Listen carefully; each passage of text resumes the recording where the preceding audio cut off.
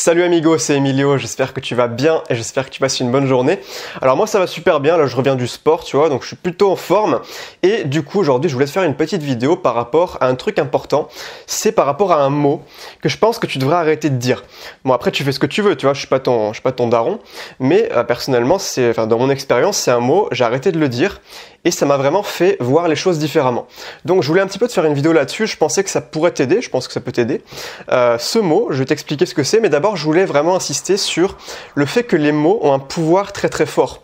En fait, bon là je te parle bien sûr des noms, je te parle pas des articles, des pronoms, je sais pas quoi, je te parle vraiment des mots auxquels on a associé des émotions.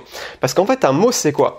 C'est juste une étiquette qu'on utilise pour notre langage qui permet à transmettre des émotions, à communiquer des idées, des émotions, des trucs comme ça, et il y a un fort pouvoir derrière chaque mot. Par exemple, si je te dis, fête, bonheur, victoire, ce genre de mots, ça va t'évoquer des choses plutôt positives, tu vois.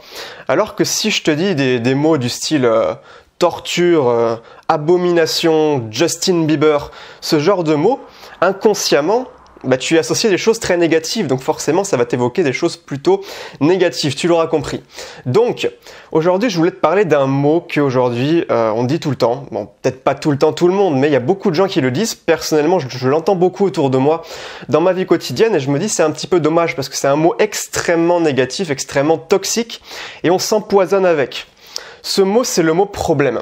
J'ai des problèmes, ma vie va mal, j'ai trop de problèmes en ce moment, voilà, que des problèmes, j'en ai marre.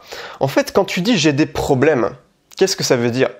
Ça veut dire ma vie va pas bien, ça veut dire ma vie en ce moment c'est de la merde. En gros, ça veut dire ça, concrètement, parce que le mot problème c'est quelque chose de tellement négatif que quand tu dis que tu as des problèmes du style la perte d'un proche ou un truc comme ça, là je te parle plutôt de trucs du quotidien, du style, je sais pas, ton patron qui a été un peu vache avec toi, tu sais, tu peux vraiment interpréter ça mal, mais tu peux aussi décider de t'en foutre en fait. Tu as vraiment le contrôle sur l'interprétation que tu donnes à la plupart des événements qui t'arrivent dans ta vie quotidienne.